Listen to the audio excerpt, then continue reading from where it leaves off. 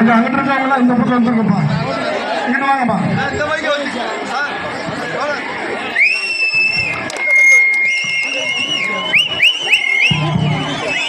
எங்கோ அடிக்கிறேன்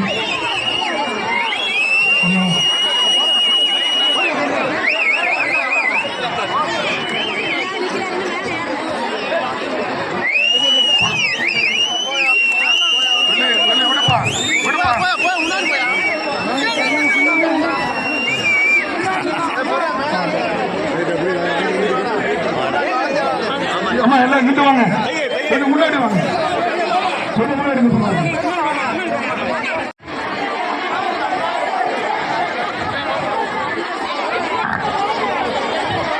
முக்குளத்தூர் புலிப்படை தலைவரும்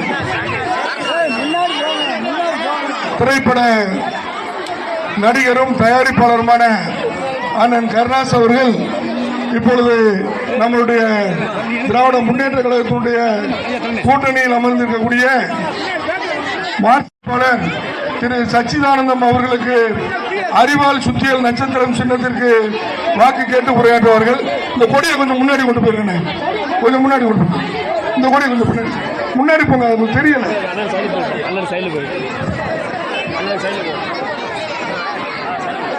எல்லாம் நல்லா இருக்கீங்களா?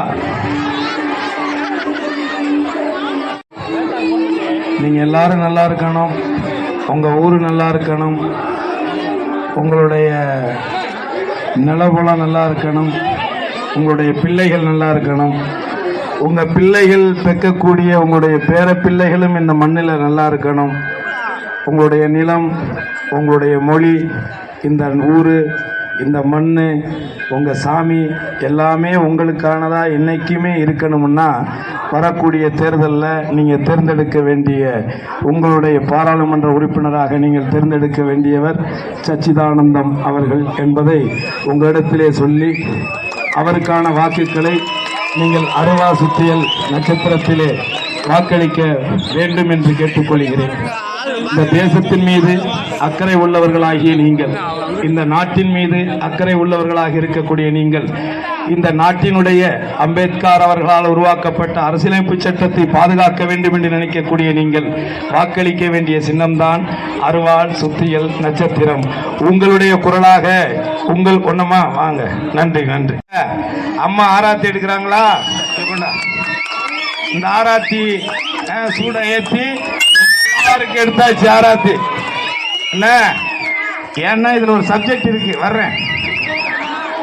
இந்த ஆராத்தியை காட்டித்தான் எல்லாம் உங்களை ஓட்டு போட வைக்க கூப்பிடுறாங்க. ஆராத்தியை நம்பாதீங்க. ஏன்னா இந்த தேசத்தை மத ரீதியாக மடைமாற்றுவதற்காகத்தான் இந்த பாசிச அரசு தொடர்ச்சியாக நம்மை இந்து, இஸ்லாம், முஸ்லீம், கிறிஸ்டின் சொல்லி மத ரீதியாக மக்களை பிளவுபடுத்தி இந்த தேசத்தை ஆட்டையை போட பார்க்குறாங்க. அதனால தான் சொல்றேன், சாமியை கும்பிடுவேன், ஆளாளுக்கு ஒரு சாமியை கும்பிடுவோம், எல்லாரும் பொட்டு வைப்போம், துண்ணூறு வைப்போம், எல்லாமே பண்ணுவோம்.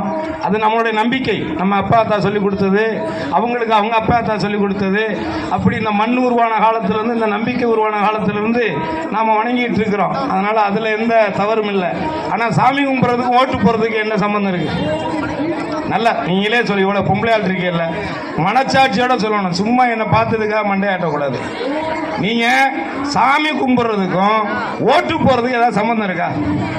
இந்த எங்கள் பக்கத்தில் ஒரு கோயிலில் சாமி கும்பிட்டு இருக்காங்க, எல்லாரும் கும்பிட்றவங்க போய் கும்பிட்றாங்க. என்ன அதுக்கு ஓட்டு போகிறதுக்கு ஏதாவது சம்மந்தம் இருக்கா? அரசியல் என்பது என்ன? அரசியல் என்பது மக்களுக்கான சேவைகளை செய்வது தான் அரசியல்.